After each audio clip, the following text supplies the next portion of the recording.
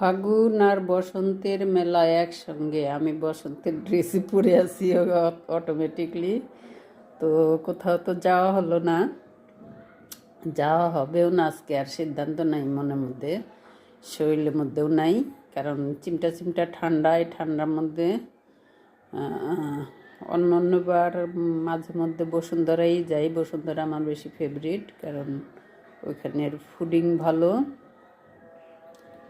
সব কিছুই ভালো। ওইখানে ঘুরে বেড়াইও আনন্দ, বৈশা থেকেও আনন্দ, কিন্তু অনেক দূর, যার কারণে এবার আর ওটা পালন করা হচ্ছে না, যাওয়াও হচ্ছে না। আমার খাওয়াটা, আমার রান্নাটাই আমার খেতে হবে। এইভাবেই আমি বসন্ত পালন করব, ফাগুন পালন করব ইনশাল্লাহ। আল্লাহ হাফেজ। আর ওই যে সুন্দর সুন্দর জিনিস, ওগুলো আমার দেখতেই ভালো লাগে, নিজের কাছে সাজিয়ে রাখতেই ভালো লাগে। ওইটার গিফট করতে ভালো লাগে না, গিফট করতে ইচ্ছাও নাই। আর সেরকম বন্ধু বান্ধবী সই নাইও, দিব না। আমার